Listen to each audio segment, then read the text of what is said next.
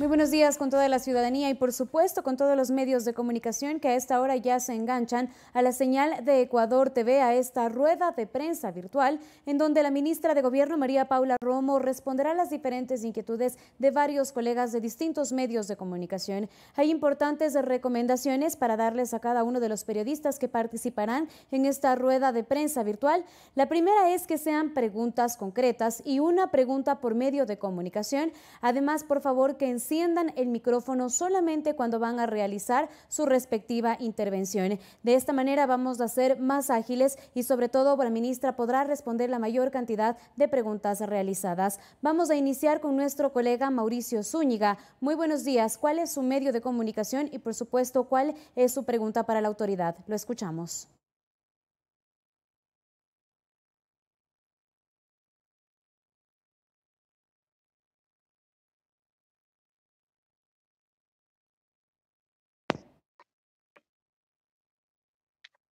No tengo retorno, buenos días. Buenos días. Bueno, en este momento vamos a tratar de... Bueno, señora ministra, qué gusto. Buenos días, le saluda Mauricio Zúñiga de Radio Vigía, la voz de la Policía Nacional del Ecuador. Señora ministra, un tema preocupante, en realidad es una realidad que hubo retrasos en los pagos de varias dependencias del sector público. ¿Este retraso se va a dar nuevamente a finales de este mes o con qué garantía se cuenta para que los servidores públicos en su totalidad cobren sus sueldos puntualmente de alguna manera al finalizar el mes de abril? Señora ministra, muchas gracias. Gracias, Mauricio. Buenos días. Creo que una de las reglas que hemos pedido para estos enlaces es que podamos concentrarnos en el tema del COE y de la emergencia para que cada ministro pueda responder el área del que tiene más información. Pero lo que le puedo decir es que se están haciendo todos los esfuerzos para que las remuneraciones sean puntuales, como lo fueron este mes para quienes están en primera línea, y que se sigue pagando al resto de los servidores públicos. La dificultad, la emergencia en el país no es solamente sanitaria, es una emergencia económica también muy grave, pero el gobierno está haciendo su mejor esfuerzo para obtener el financiamiento y cumplir con todas sus obligaciones. Muchas gracias, ministra, por su respuesta y también a nuestro colega por la pregunta. Tendremos ahora la siguiente intervención, que es de Miguel Rivadeneira. Por favor, colega, preséntese de qué medio de comunicación usted corresponde y la pregunta a la ministra de Gobierno, por favor, lo escuchamos.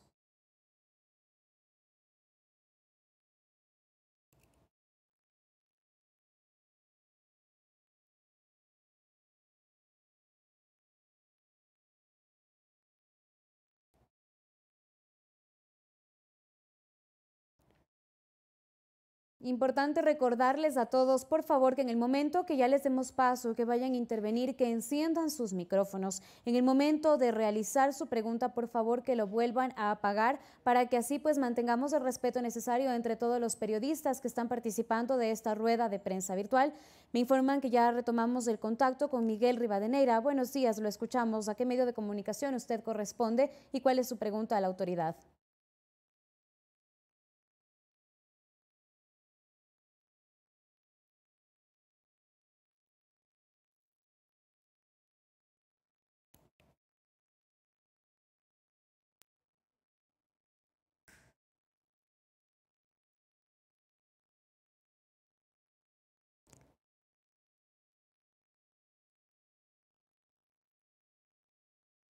Creo que hay algún problema con el micrófono de Miguel. Miguel, buenos días. No, no se escucha.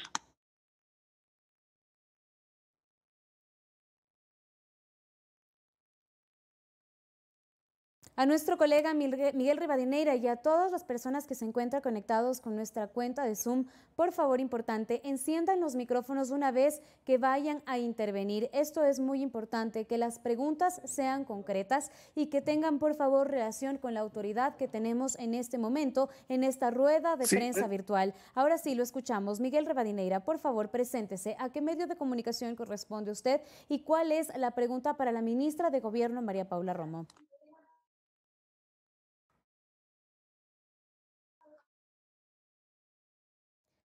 Bueno, al parecer perdimos contacto con Miguel Rivadeneira. Ahora tenemos contacto con nuestra colega Estefanía Celi. Buenos días, la escuchamos. Ministra María Paula Romo, muy buen día. Miguel Rivadeneira de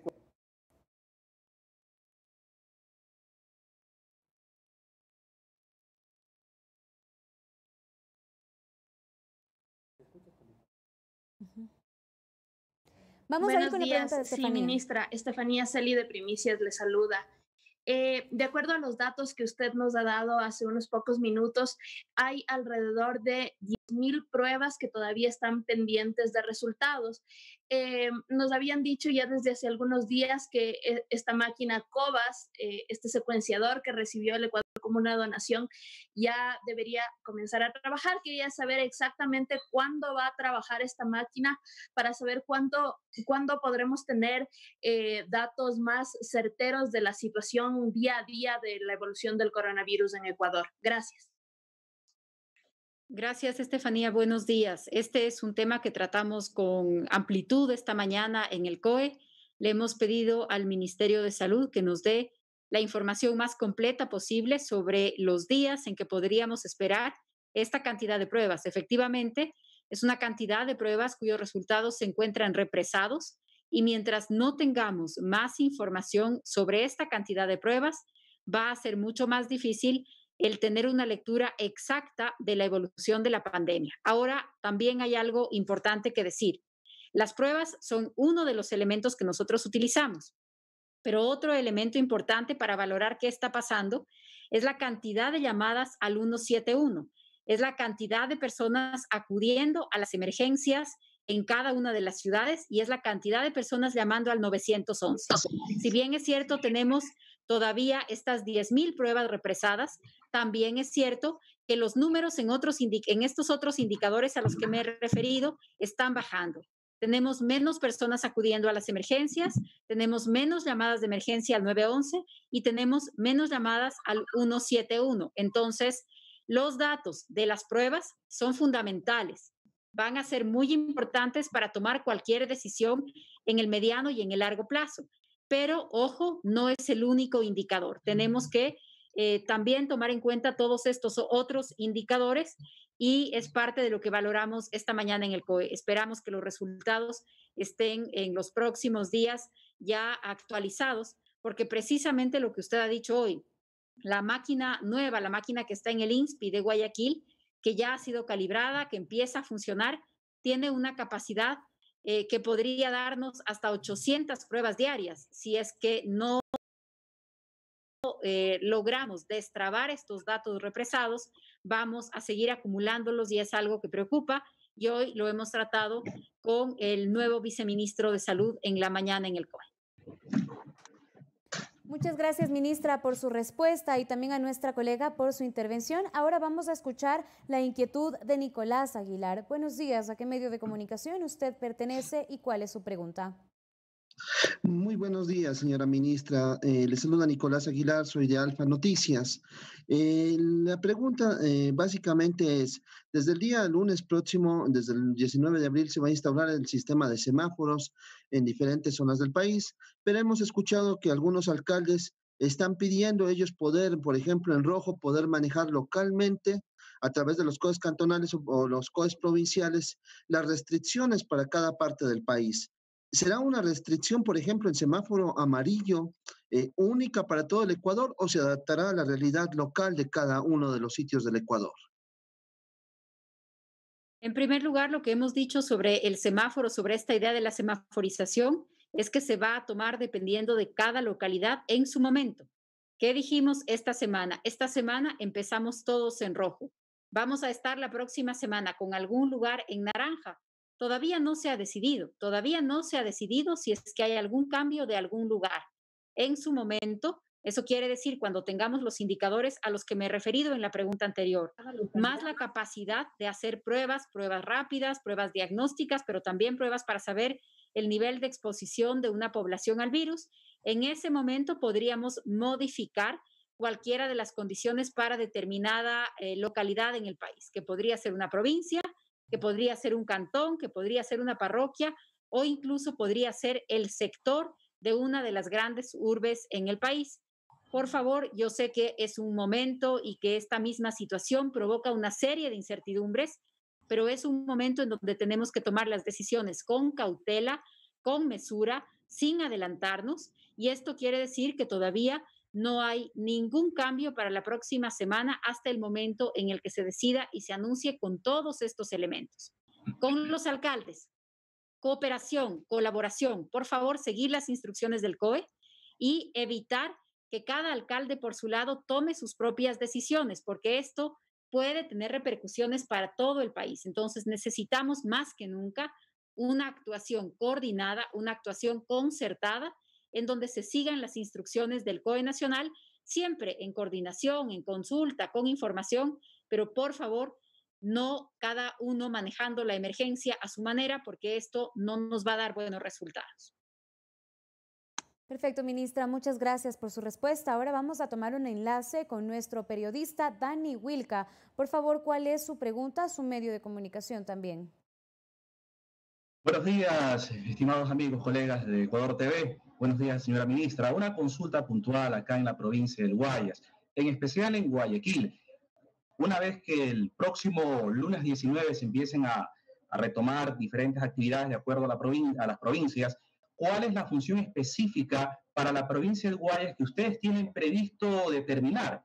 Esto debido a que somos el epicentro del tema del coronavirus, y cuáles son las acciones puntuales para que de a poco se vayan reactivando las actividades económicas que son parte esencial de nuestra provincia y especialmente de Guayaquil, señora ministra. Como en la pregunta anterior, estamos apenas en el segundo día de esta semana en donde todos empezamos en rojo.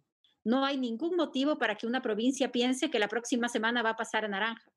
No hay ningún motivo para que estemos ya planificando alguna forma de normalizar actividades, peor en el lugar que ha sido el epicentro, como usted bien lo dice. Por favor, ayúdennos a transmitir la información de manera correcta, de manera concreta.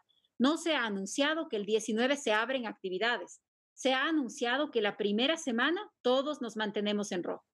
¿Podría ser que la próxima semana también? Sí, podría ser. Dependemos de la velocidad para hacer las pruebas, de los resultados de las pruebas represadas y también de los resultados que tengamos al analizar cuál es la capacidad de atenciones de salud.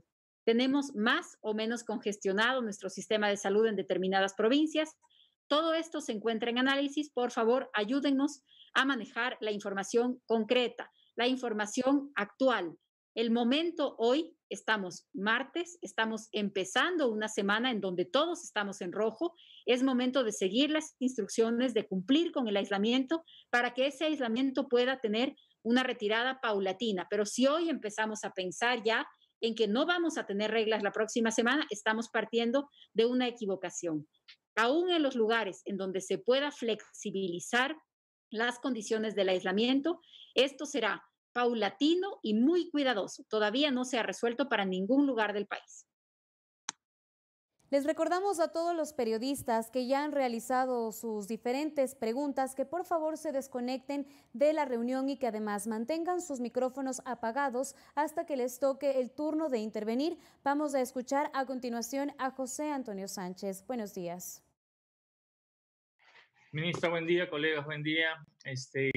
Tengo un par de preguntas básicamente relacionadas un poco a lo que estaba usted mencionando hace un momentito respecto a la sugerencia que usted hacía de buena fe a los alcaldes que están intentando, digamos, actuar por cuenta propia y quizás esto se está convirtiendo en una desorganización.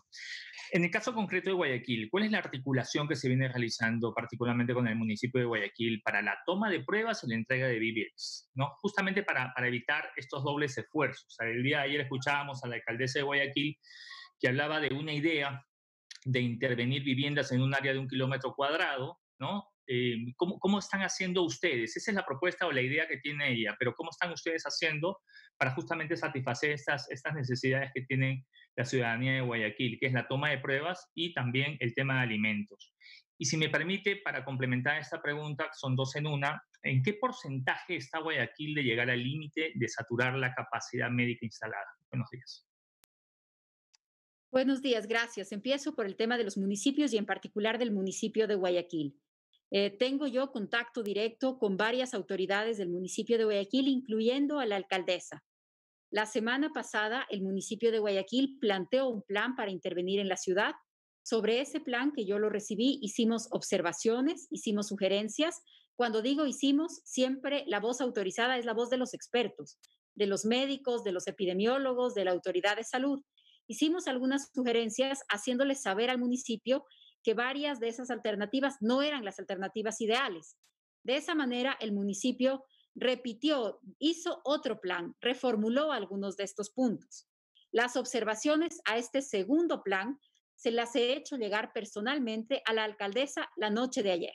En este segundo plan hay mucho más concordancia con las instrucciones sobre el manejo a nivel nacional y a nivel de salud de la crisis. La participación de los municipios es clave en el ámbito de sus competencias. Es clave, por ejemplo, la iniciativa que tiene el municipio de Guayaquil y otros 60 municipios que también se han incorporado ya a hacerse cargo de la entrega de víveres, de la entrega de kits y complementar así el trabajo de protección social que está haciendo el gobierno. Esto es clave.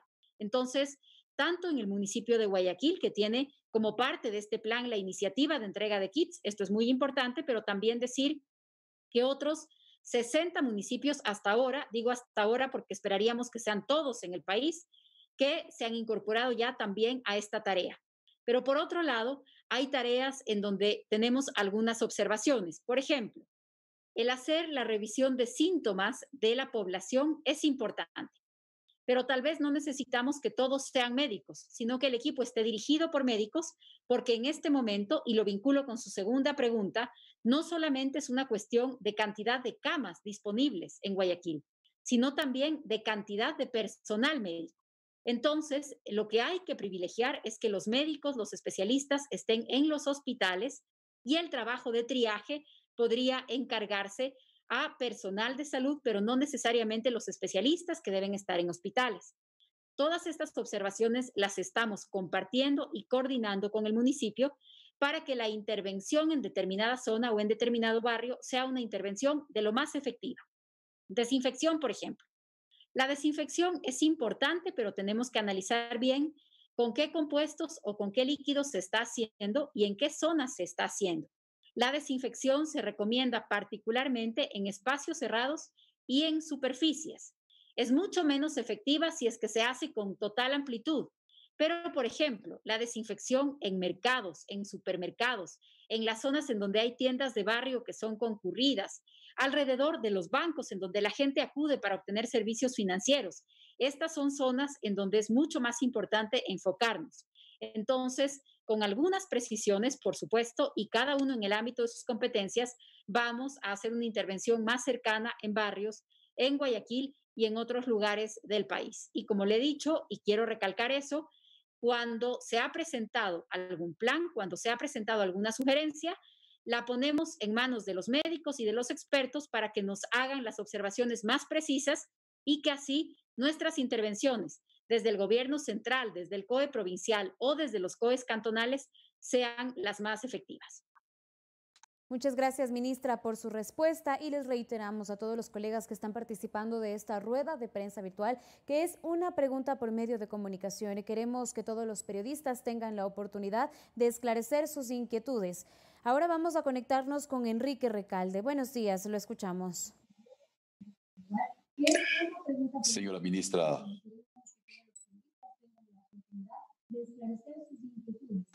Buenos días, Enrique, lo escucho. Señora ministra, buenas tardes o buenos días. Enrique Recalde de Informa S Medio Digital. Ahora último, no hemos tenido ninguna información o ninguna noticia en las fronteras norte y sur. Esto quiere decir que todo está bajo control en esos sitios. ¿Qué hay con los migrantes que están en Ecuador o que estaban por ingresar a Ecuador? Por favor. Todos los países de la región y en particular nuestros países vecinos, tanto Ecuador como Perú, así como nosotros, tenemos cerradas las fronteras para el paso de ciudadanos. Las fronteras están cerradas porque el paso de ciudadanos está cerrado por vía terrestre y por vía aérea. Por supuesto, siempre tenemos alguna novedad, alguna situación de emergencia y lamentablemente también en nuestras fronteras se siguen usando pasos ilegales porque el flujo migratorio pues no se ha detenido, ha disminuido porque el continente entero está paralizado, está en aislamiento, pero lamentablemente esto No quiere decir que no tengamos todavía la presencia de personas que pasan por los pasos ilegales o los pasos informales y también algunos que siguen pidiendo su ingreso al país por las vías formales. Pero oficialmente, formalmente, los ingresos están cerrados.